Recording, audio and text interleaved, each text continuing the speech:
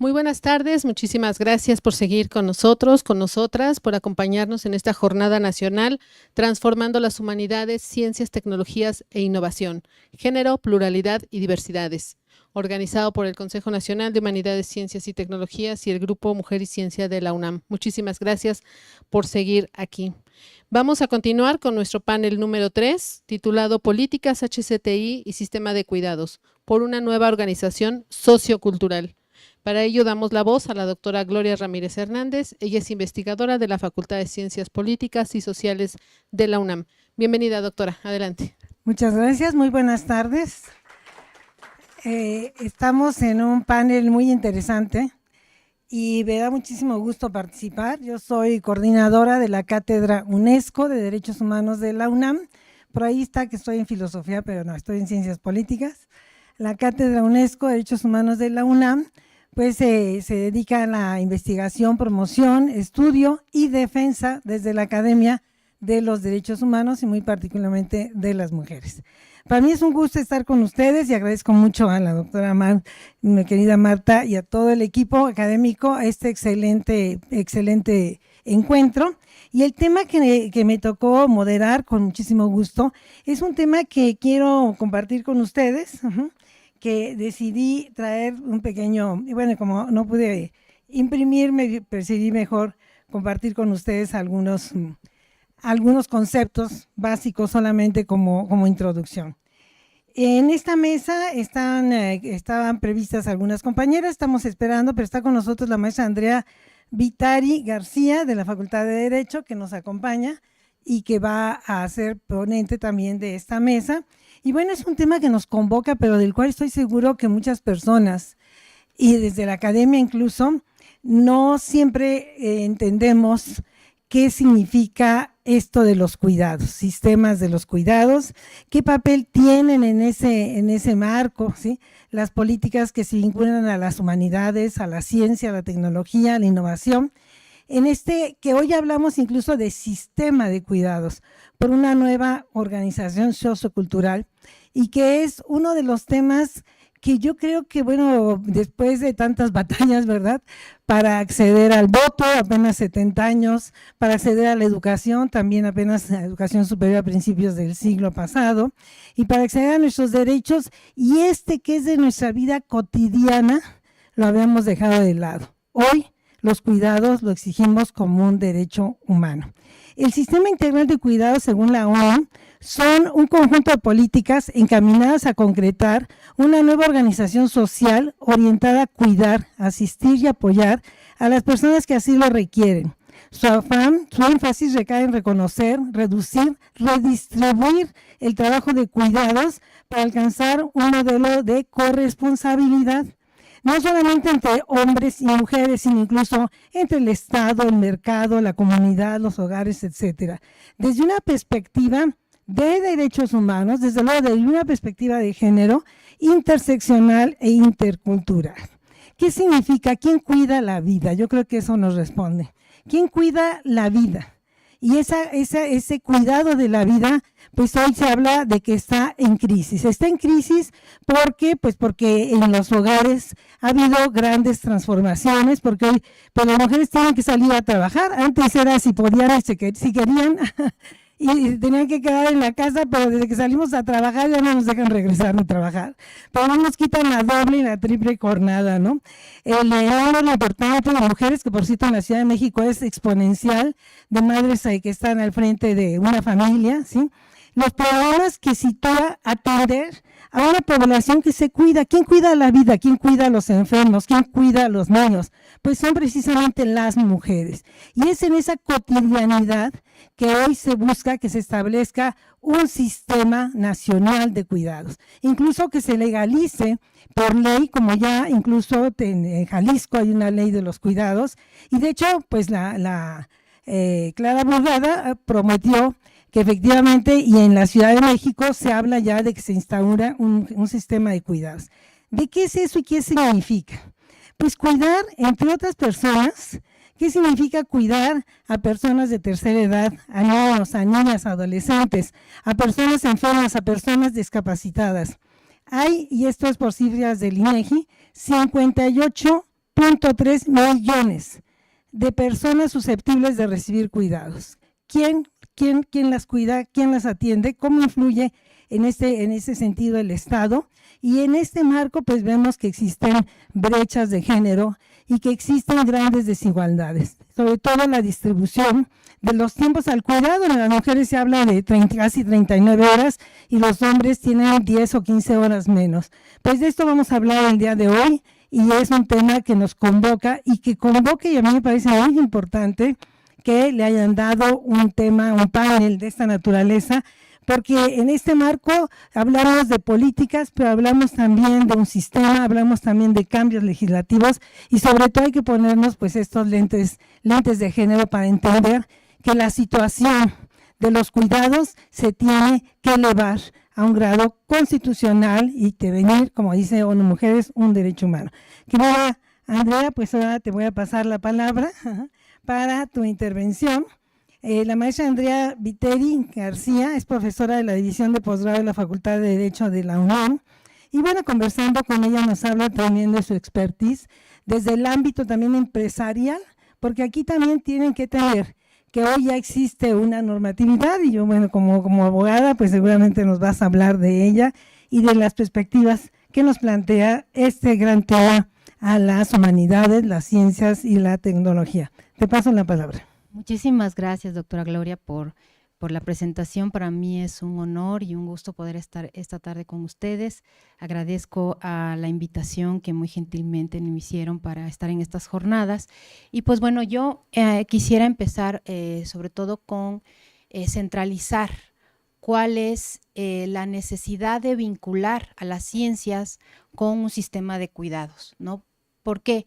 Porque desde el quehacer científico y desde el quehacer vinculado con el normativo, podemos realmente cristalizar lo que nos decía la doctora Gloria, la necesidad de centralizar y de focalizar el cuidado como un derecho humano y como una política pública que pueda perdurar en el tiempo y que pueda asegurar realmente, primero, este rompimiento de una división sexual del trabajo, de que las mujeres son las que tienen esta carga, ya nos decía la doctora, doble o triple carga de, además de su trabajo, ¿no?, continuar con los cuidados en el hogar. Adelante, por favor. Y entonces, a mí me gustaría, otra más, por favor, una más. A mí me gustaría precisamente empezar, una más, por favor, con lo que nos había comentado la doctora respecto a las cifras. Estas cifras, aunque parecieran que no son necesarias, es indispensable que las visibilicemos y que hablemos de cuántas personas requieren cuidados. Ustedes saben que pues cualquier persona requiere cuidados en algún momento de su vida, desde que nacemos pues hasta que tenemos que pues ya en edades avanzadas, recibir un apoyo constante, incluso permanente, para el cuidado. Entonces, ¿cuántas personas son susceptibles de cuidado? Ya nos lo diría la doctora Gloria, 58.3 millones de personas, según la encuesta nacional para el sistema de cuidados de 2022. ¿Cuáles son las que requieren un cuidado y una mayor atención? Por supuesto, aquí tenemos primera infancia, niños y niñas, y adolescentes entre 5 y 17 años, personas con discapacidad y personas que tienen más de 60 años, quienes requieren de una atención prioritaria. Adelante, por favor. Y también enfocar y analizar este cuidado respecto de quiénes son las encargadas. Lo sabemos, ya nos dijo la doctora, somos las mujeres que aproximadamente empleamos un 30.8% de trabajo doméstico no remunerado para el hogar frente al 11.6% de los hombres. Lo cual esto significa, adelante por favor, otra más. Esto significa además que que equivale al 6.4 billones de pesos, equivalente al 27.6% del Producto Interno Bruto. Es decir, las cuidadoras no remuneradas representan esto para el ingreso nacional. incluso en la Ciudad de México aproximadamente es el 25% del PIB. Entonces estamos hablando de que es una aportación importante a la economía, no solo a la economía familiar, sino a la economía del país, y además la necesidad de establecer mecanismos para poder equilibrar desde una perspectiva de género y una igualdad de oportunidades, el que las mujeres tengan una mejor oportunidad tanto de emplearse como también de poder desarrollar un plan de vida, ¿no? Porque muchas mujeres, y sobre todo lo vimos desde la pandemia, como muchas mujeres, la mayoría de las mujeres estaban encargadas tanto del cuidado de la familia, del cuidado de las personas, de enfermos, sobre todo personas de tercera edad, y muchas de ellas tuvieron que renunciar y hasta ahora no han podido nuevamente pues entrar al mercado de trabajo. Entonces, ante ello, avancemos, por favor. Otra más. Ante ello, ¿qué tenemos? Ya nos decía la doctora Gloria, tenemos legislación y hay que partir desde aquí. Pareciera que los marcos legales no son importantes, pero son sumamente relevantes porque son el punto de partida que va a permitir que esto se cristalice y se cumpla, ¿no? Estamos todavía en construcción de este sistema. Ya tenemos alguna legislación, en efecto, en Jalisco. Tenemos en la Ciudad de México desde 2017 en la Constitución, en el artículo 9, el derecho al cuidado como un derecho humano e incluso la obligación de establecer un sistema nacional de cuidados. Y sin embargo, si ustedes revisan cuáles son las políticas públicas, tenemos una política de igualdad que realmente ha avanzado significativamente en establecer distintos programas como estancias infantiles, como también el establecimiento de algunos centros, por ejemplo, permanentes para el apoyo de personas con discapacidad, incluso atención a domicilio. Sin embargo, no se ha estructurado como un sistema integral que articule distintas políticas y que genere sobre todo pues un sistema de cuidados para todos, ¿no? Se está iniciando pues con personas en situación vulnerable. Y a nivel nacional pues estamos en la congeladora. Estamos en la congeladora lastimosamente porque hay iniciativas de reforma constitucional que, como lo decía Gloria, pues son necesarísimas que desde la Constitución tengamos el derecho al cuidado como derecho humano, que se reconozca para todas las personas y que se establezca como una obligación del Estado la creación de este sistema nacional. Lo tenemos de 2021, se hizo una reforma a la Ley General de Desarrollo Social por la Cámara de Diputados, que fue un avance porque se definió el trabajo de cuidados, programas dirigidos a personas en situación de vulnerabilidad. Sin embargo, no pasó de la Cámara, tenía que ir al Senado y todavía no pasa ese proceso. Entonces, a pesar, todavía no, está todavía en la congeladora. Entonces, además, y esto es muy importante, pese a que hay las iniciativas, hay las propuestas, el gran problema es presupuesto que venga de la mano directamente de la propia iniciativa, ¿no? Se establezca incluso, ¿por qué? Porque en efecto, si lo puedes avanzar un poquito más, por favor. El siguiente. Aquí tenemos un marco, creo que aquí no se ve muy bien, pero a lo mejor en casa lo podrán ver. Es necesario que para poder lograr un sistema integral de derechos, de cuidados, tengamos que partir del marco legal, pero establecer un gasto social y fiscal que permita su sostenimiento. Y esto significa un gasto fiscal con intervención del presupuesto, pero también con el cargo al impuesto, ¿no? Que se establezca cómo se va a contribuir para que este sistema pueda aplicarse a todos, pero también la intervención del sector público y el sector privado, así como también comunitario, vamos a decirlo, porque es necesario. Hay algunos proyectos muy interesantes en Ciudad de México, por ejemplo, algunos de ellos hablado, que son de Utopía Iztapalapa, si no mal recuerdo el nombre, que son muy interesantes porque vienen de las propuestas de necesidades que tienen las personas para los cuidados. Incluso estas vienen, por ejemplo, con apoyos en capacitación a los hombres de cómo atender a las niñas, por ejemplo, que van a las escuelas, cómo las tienen que peinar, cómo las tienen que, bueno, cuáles son los cuidados básicos. Entonces, es necesario tener pues este sostenimiento y este acuerdo social de poder mantener y sostener este sistema. Además, también hablar de servicios en establecimientos e infraestructura, lo cual es necesario. Ya vemos que a nivel, sobre todo a nivel de la Ciudad de México, es donde más tenemos, o por lo menos se ha visibilizado más y se ha dado mayor impulso a distintos programas y distintos centros que están dando algunos cuidados, como les decía, principalmente para personas con situación de vulnerabilidad. Sin embargo, es necesario que estos se repliquen y se fortalezcan a nivel federal y a nivel nacional. Lógico, necesitamos una ley general de sistema nacional de cuidados que sea la que coordine los distintos programas. Sin embargo, como les decía, esto lo tenemos todavía muy en la congeladora. Espero yo que con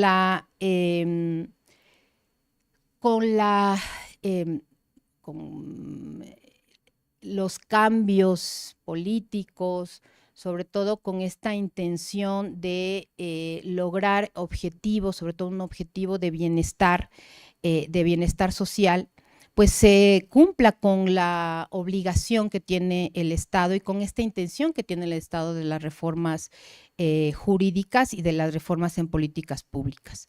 Además, también es muy importante, y quiero cerrar con esto, si podemos avanzar, por favor. Reiterar, podríamos ir hasta aquí, uno más, por favor. Hablar sobre lo que necesitamos construir para tener un sistema nacional de cuidados que sea un sistema integral. Y aquí me voy a referir un poco y retomar las palabras de la doctora Gloria. Es necesario que esta sea una nueva organización social, es decir, que haya un compromiso tanto del Estado, de la sociedad civil, de empresas, como habíamos visto hace rato, pero también que haya una intención de que este modelo venga y se consolide con este compromiso de una corresponsabilidad social en los cuidados. Esto es muy necesario porque si no lo tenemos, finalmente muchas de las propuestas o de las iniciativas que se han dado o que se están empezando a dar desde el gobierno, pues quedarían simplemente en nada, ¿no? Y por ello, como dice ONU Mujeres, es necesario hablar de reconocer, reducir y redistribuir el trabajo de cuidados, ¿no? Para lograr este modelo de cuidado corresponsable y permitir, pues, que haya una verdadera igualdad entre hombres y mujeres. Y pues bueno, para no extenderme más, a lo mejor más adelante podríamos platicar respecto de este análisis. Solo quisiera cerrar la última parte, por favor, que los cambios se dan con estas prácticas cotidianas, ¿no? Es decir, desde tomar medidas en distintos niveles y ámbitos para eliminar la discriminación contra la mujer y promover los cambios en todos los niveles de la sociedad. La única forma entonces de que este sistema de cuidados pueda tener pues aplicación diaria y que pueda permitir un cambio es con el compromiso de todos. Muchas gracias, Andrea. Pues excelente presentación que nos da efectivamente los diversos elementos que se tienen que cumplir, y nos recuerda pues que ya es un derecho reconocido en esta Constitución, esta ciudad de derechos, ¿verdad?, que tantas luchas ha costado. Y en ese marco, pues creo que suscitaste varios temas que esperamos poder tener un momentito de debate, pero le damos la más cordial bienvenida a mi querida amiga Lourdes Enríquez, que está con nosotras, profesora de la Facultad de Filosofía y Letras. Ella sí es de filosofía, yo soy de Ciencias Políticas. Entonces, le damos la palabra para su intervención. 15 minutos, por favor. Adelante. Bueno, pues muchas gracias. Sí se escucha, ¿verdad? Pues buenas tardes. Agradezco antes que nada la invitación al CONACYT, la invitación al Grupo Mujer y Ciencia. Qué gusto estar con Gloria Ramírez y contigo, Andrea. Y pues sí, como dice Gloria, en la UNAM hemos estado reflexionando muchísimo sobre este tema, y sobre todo desde las teorías críticas feministas, desde las teorías críticas de género.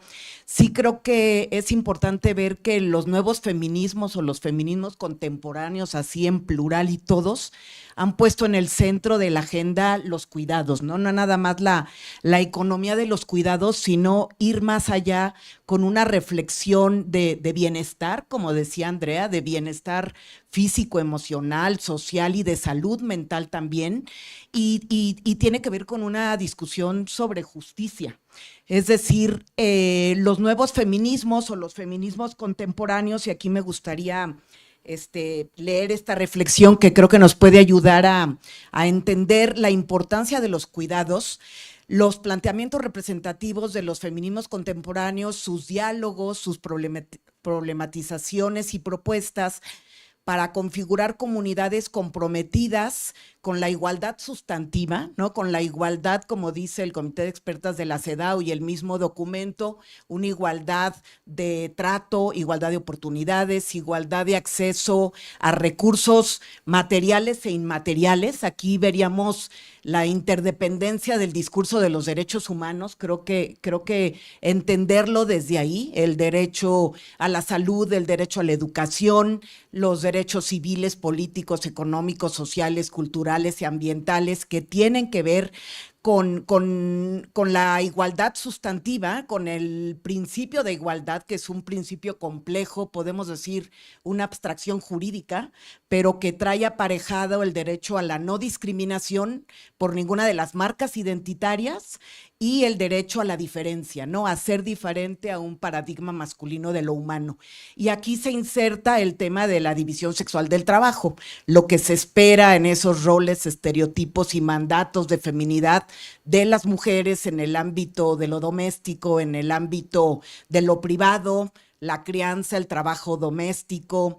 Y también aquí me gustaría agregar el cuidado que tiene que ver con podríamos decir, con afectos y emociones, o sea, toda aquella cuestión inmaterial, por hablarlo de alguna manera, aunque yo creo que no es la mejor forma de expresarlo, pero que recae también en los hombros, en las espaldas, en las responsabilidades principalmente de las mujeres, ¿no? Y de ahí, pues la injusticia, las situaciones injustas, las dobles y triples jornadas, las cargas de trabajo, como decía Andrea, no reconocido, no valorado, y que de ahí pues la importancia de hablar de políticas de corresponsabilidad, tanto estatales como democratizar a las familias, por decirlo de alguna manera, ¿no?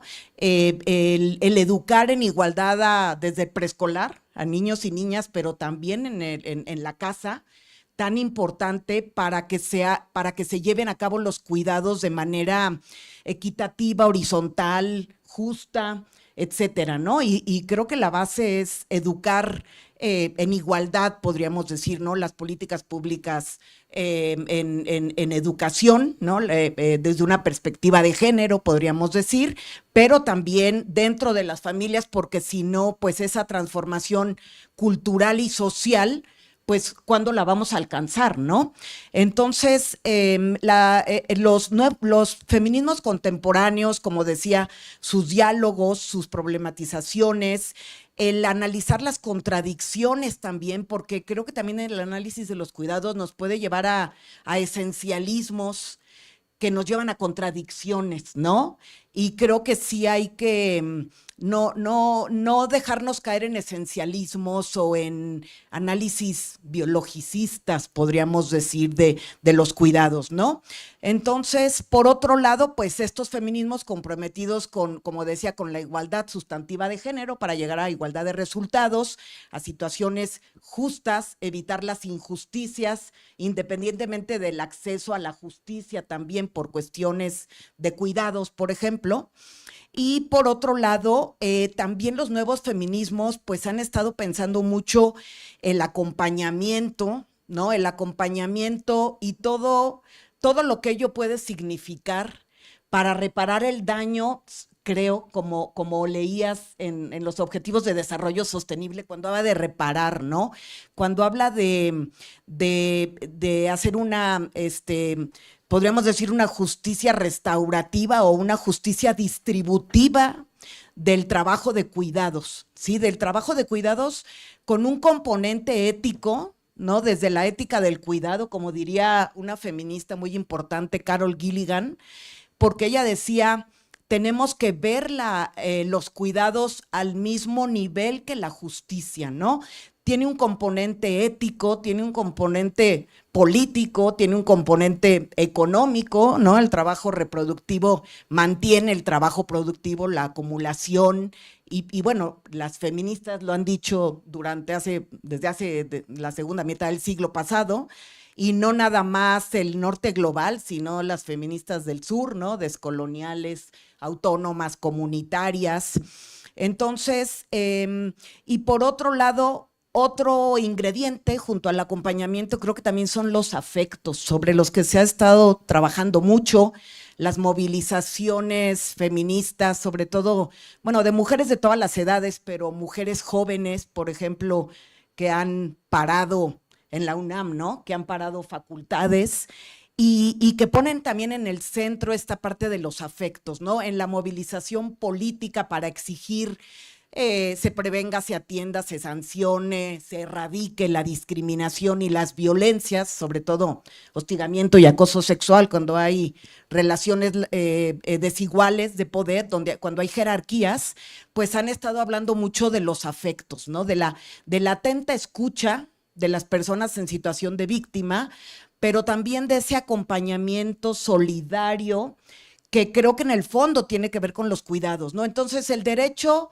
a ser cuidado y el Plan Nacional de Cuidados, que está muy bien, pero sí creo que hay que ir más allá en la reflexión, como más a profundidad, desde lo que se ha planteado en los nuevos feminismos o los feminismos contemporáneos, en las agendas que unen a los feminismos también, como derechos reproductivos, como la violencia feminicida, pero creo que los cuidados también es una agenda que une a todos los feminismos, independientemente de las discusiones que han polarizado, sobre todo en relación a las identidades, pero bueno, creo que los cuidados va más allá, ¿no? Está más allá de estas discusiones y lo tenemos que atender, y que la división sexual del trabajo pues está intrínseco en el contrato social, podríamos decir, ¿no? Los mandatos de género, los roles y estereotipos. Y por otro lado, los feminismos en su diversidad tienen en común, por un lado, echar a andar estrategias y procedimientos para la visibilización de la dominación, ¿no? Y eso nos debe de quedar muy claro en esta injusta división sexual del trabajo reproductivo, como diría Silvia Federici, trabajo productivo, pero por otro lado, también proponen los feminismos en toda su diversidad la transmisión y afirmación de la experiencia de sus luchas contra la sujeción y sus mandatos. Entonces creo que el poder pensar la desujetación, como dirían algunas teóricas, ¿no? O la deconstrucción de esa ontología de la división de la diferencia sexual y de la división sexual del trabajo, creo que debemos ir hasta allá, ¿no? Para entender los cuidados, porque pues aunque esté la política pública, la ley, la fuerza de ley, pues eso no nos va a llevar a una transformación cultural, tenemos que ir más allá, ¿no? Y bueno, entre las luchas de los nuevos feminismos, pues se encuentran aquellas por el sentido, ¿no?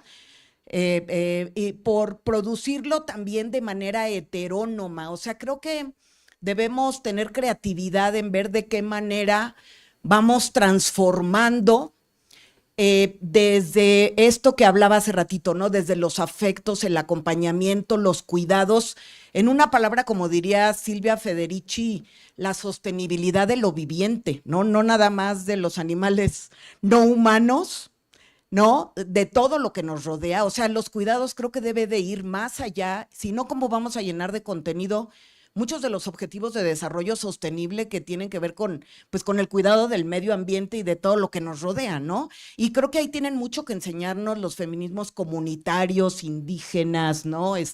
Cuidado de los ríos y la tierra, el cuerpo como territorio y esos argumentos, ¿no? De algunas feministas guatemaltecas que nos ayudan, sobre todo pues a quienes estamos trabajando desde la academia y desde una academia autónoma, pública y laica que tiene un compromiso social con la reflexión y con problematizar y con pensar con cuidado todo esto. Y también no nada más producir el sentido de manera heterónoma desde las heterotopías, bueno, por eso ahorita que hablaban, ¿no? De las utopías y las heterotopías para la ciudad y para el país, creo que eso pues es súper bonito, ¿no? Para una humanidad por venir, pensar en el futuro, en las nuevas generaciones. Pero también los feminismos cuestionan los usos y efectos hegemónicos de un sistema de dominación que modela la vida, ¿no? Un sistema binario, jerárquico, heterosexuado, asimétrico de género, que nos atraviesa como discurso, como tecnología, como dispositivo, diría Foucault, como procedimiento o como performatividad de género, ¿no? Lo ponemos en escena. Y ese sistema de dominación, pues que tiene efectos, y creo que es lo más importante, ¿no?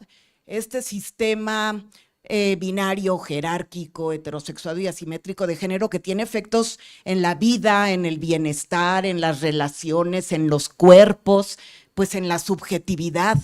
Y ahí la división sexual del trabajo, pues es súper... o sea, es algo que tenemos que ir como desentrañando, pero que está todo el tiempo, ¿no? Que sentimos la injusticia en el cuerpo, por decirlo de alguna manera, ¿no? Y pues bueno, no sé si me salí del tema, pero bueno, obviamente respeto muchísimo todo lo que se está trabajando para el Sistema Nacional de Cuidados, que hayan pues intentado bordar durante esta administración el Instituto de las Mujeres y bueno, por muchos lados este problema tan grave, pero bueno, mi propuesta sería ir más allá y sobre todo entender la instrumentalización de las fuerzas reproductivas, sobre todo de las mujeres y de las personas con capacidad de gestar, ¿no? Y estoy hablando de fuerzas reproductivas, no nada más desde lo biológico, sino también las fuerzas reproductivas de cuidados, ¿no?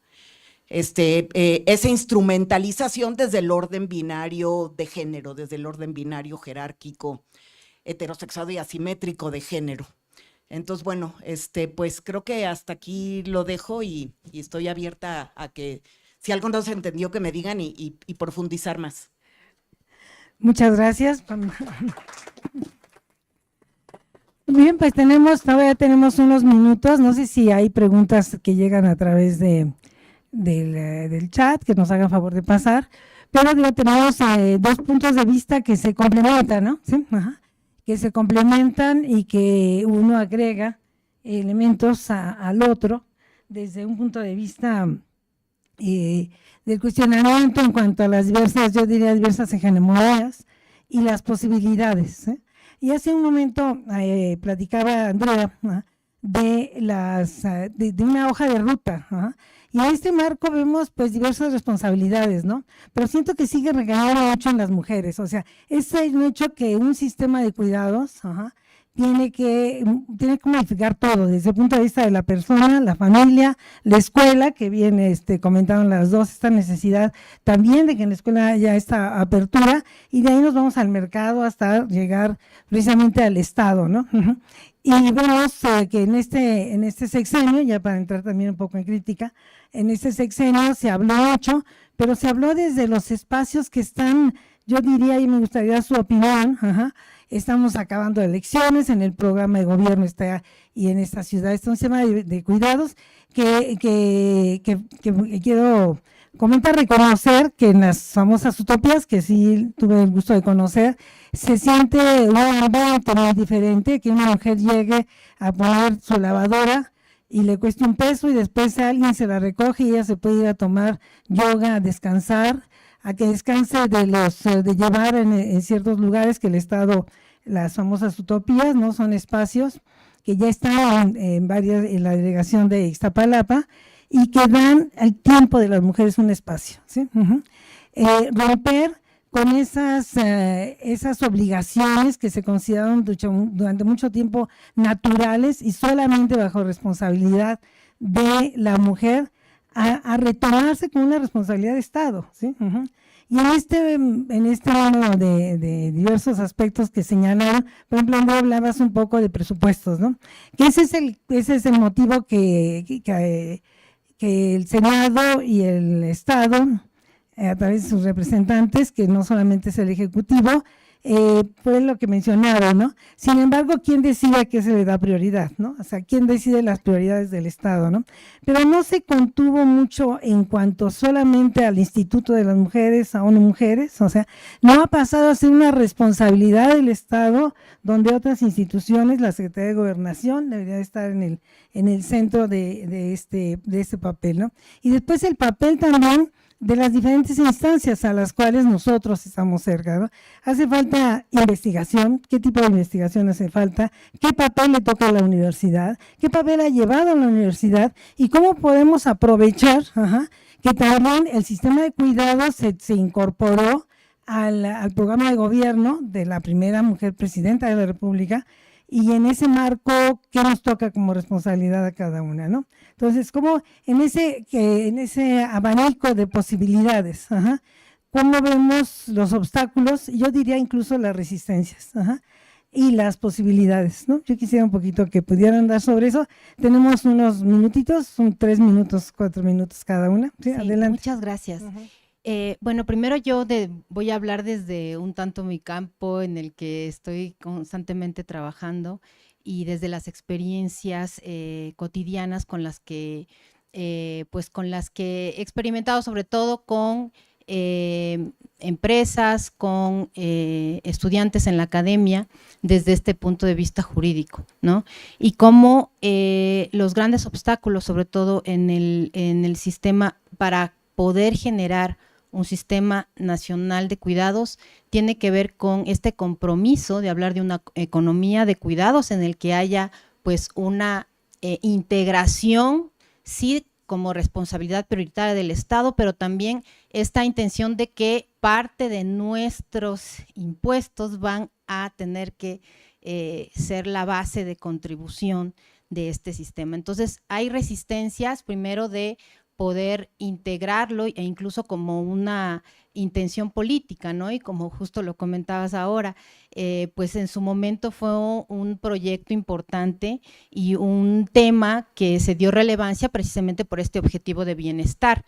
Sin embargo, ya al tomar en consideración cuál podría ser el costo político de la inversión que se necesita para el sistema, es cuando empezó resistencias, yo creo, de lado y lado, ¿no? Porque finalmente sí, hablar de que el Estado, pero que también los contribuyentes deben invertir significativamente para parte de este sistema, pues es un tema que genera resistencias. Entonces, creo que ese es un primer punto que hay que pues consolidar, y va mucho de la mano con esta idea de pues hablar de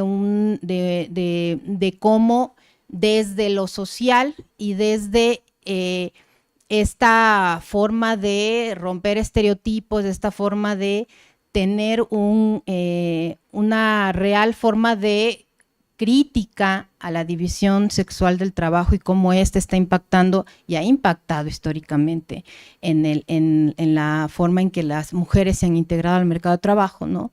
Tiene que ver con la necesidad de que haya un compromiso mutuo entre Estado, comunidad y sector y sector privado, ¿no? Entonces creo que esto es un punto necesario que todavía tiene que centrarse en el debate y que debe haber un vínculo necesario, ¿no? Por lo menos a través de la forma en que se va a integrar el presupuesto, la forma en que se comprometa realmente una política y un proyecto a largo plazo de una economía de cuidado y pues además que sea un compromiso político serio. Ese es lo que nos está faltando. Y pues bueno, hablar de las utopías creo que a mí me parece que es necesario porque por lo menos desde las experiencias que yo he tenido y que hemos tenido desde la academia, esta necesidad de compromiso no va a surgir exclusivamente de la buena intención política. Va a ser necesarísimo que venga desde una propuesta desde lo cotidiano. Entonces, por eso insisto que finalmente y hablaba de las utopías porque estas son las que están de a poco abriendo los espacios y poniendo a discusión desde cómo viven esta situación de desigualdad, de las necesidades que requieren ser atendidas diariamente y cómo de a poco se va abriendo la brecha, ¿no? Entonces creo que son experiencias que nos pueden dejar mucho para la construcción de acuerdos, pero también para cómo se puede llegar a integrar una política que se sostenga en el largo plazo por el compromiso social, ¿no? Entonces, pues bueno, esa sería. Gracias. Muchas gracias. Lourdes, nos hablaste de lo que significa el desafío de una instrumentalización, ¿no? De una instrumentalización precisamente, y hablaste de fuerzas productivas, de cuidados. Ajá. En ese marco, quizás nos puedes explicar un poquito más este proceso de instrumentación, porque no es saber desde dónde empieza, sino que tiene que empezar desde muchos espacios, ¿no? Simultáneamente, de acuerdo a las diversas actores, a las diversas mujeres sujetas, pienso, de derechos en todos los espacios que se encuentran, pero también de las organizaciones, también de la responsabilidad que va pues de la persona, a la familia, al Estado, ¿no? Entonces un poco de esta instrumentalización, ¿cuáles son las resistencias y los alcances? Y quizás las utopías futuras. Sí. Sí, me refería a esa instrumentalización de las fuerzas reproductivas, principalmente de las mujeres, ¿no? Es esa, desde esta estructura heteropatriarcal o fonofalogocentrada o desde un universal masculino como paradigma de lo humano. Entonces, el poder analizar desde ahí esa instrumentalización de las fuerzas reproductivas para los cuidados, ¿no? Creo que desde ahí podemos analizar la injusticia, la dignidad, como decía ella, la igualdad, ¿no? Porque estamos hablando de exclusión, de desventaja, de dejar fuera por la división sexual del trabajo, ¿no? Por el trabajo de cuidados. Entonces, desmontar todo eso, pues nos lleva a una transformación cultural. Por eso decía, pues tenemos que enseñarlo en la casa, en política pública desde el preescolar, ¿no? Educar en igualdad a niños y a niñas. Y por otro lado, pues las resistencias, si bien en el presupuesto, ¿no? Pero quienes aplican el presupuesto en materia de género, pues deben convencerse de este problema tan grave, ¿no? Que afecta y no reproducir las desigualdades, y ¿no? no reproducir, claro. Y por eso creo que, por llamarle de alguna manera, la eficacia performativa de la ley, ¿no? La Ley General para la Igualdad entre Mujeres y Hombres, y la otra ley, la de acceso a las mujeres a una vida libre de violencia, porque estamos hablando de tratos violentos también, ¿no? De violencia física, psicológica, cuando no se cumple el trabajo de cuidados en la familia, en la comunidad, en el ámbito laboral. Entonces, ir trabajando desde lo macro, lo político, lo jurídico, pero también en las políticas moleculares, en la sociedad. Y bueno, para ello ya la ley y las discusiones en lo político nos han dado vocabularios para nombrar todo esto que estaba tan invisibilizado, ¿no? Entonces, no, como dicen las teóricas, ¿no? Nombrar para poder visibilizar las injusticias, el maltrato, la exclusión, y también poderlo politizar, lo personal es político, ¿no? Y ya tenemos evidencias, el uso del tiempo, las encuestas del uso del tiempo, ¿qué más evidencia queremos tener, no? Lo sentimos en el cuerpo, lo vemos en lo cotidiano, pero ya lo tenemos medido por el Estado, ¿no? Por la gubernamentabilidad, por decirlo de alguna manera. Entonces, creo que las resistencias ya no tienen lugar, o sea, ya no debemos tolerarlo como sociedad. Y por otro lado, creo que, pues que estos esfuerzos de conciliación de vida laboral, de vida familiar y de vida individual, porque también no podemos dejar fuera la vida. O sea, la explotación laboral tiene que ver también con esto, ¿no?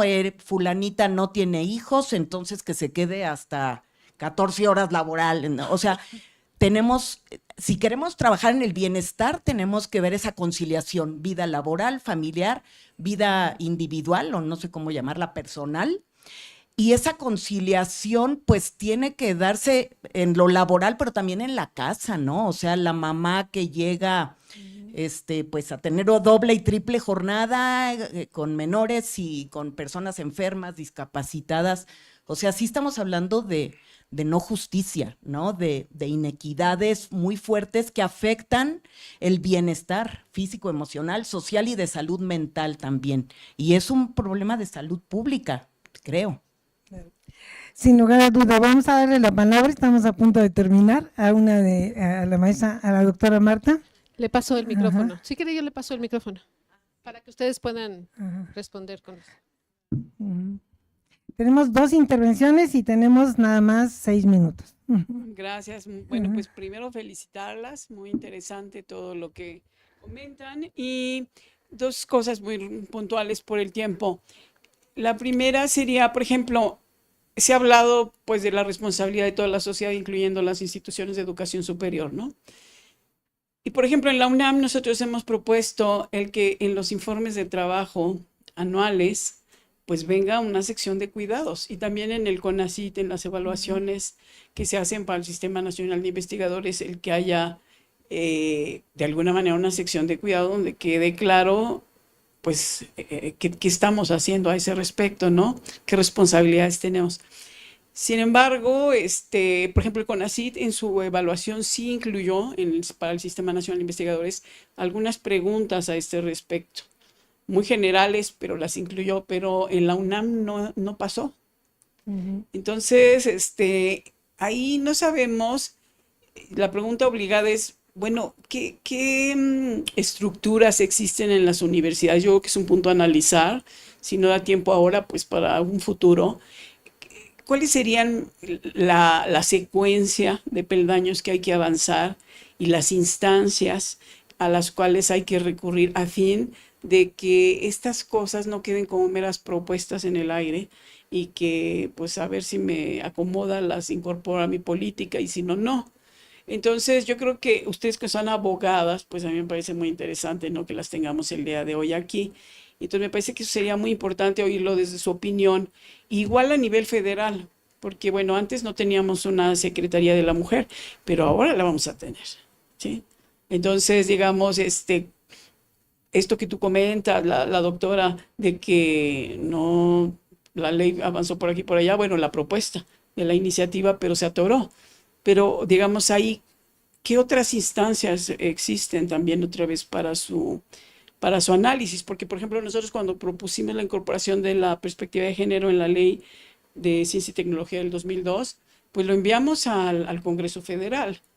Y ahí fue que estuvo un tiempo ahí polulando, pero finalmente logramos articular el que se discutiera y empezó entonces a caminar. Vamos a pasarle. Entonces nos gustaría oír eso de parte de ustedes. Muchas gracias. Vamos a pasar la palabra a nuestro colega. Y tenemos muy poco tiempo, pues tenemos que terminar a las 6 en punto. También están los horarios de las personas que nos están escuchando. Sí, dos preocupaciones. Adelante. Me parece excelente este avance que se tiene a nivel constitucional y hacia la construcción, la concepción del Sistema Nacional de Cuidados.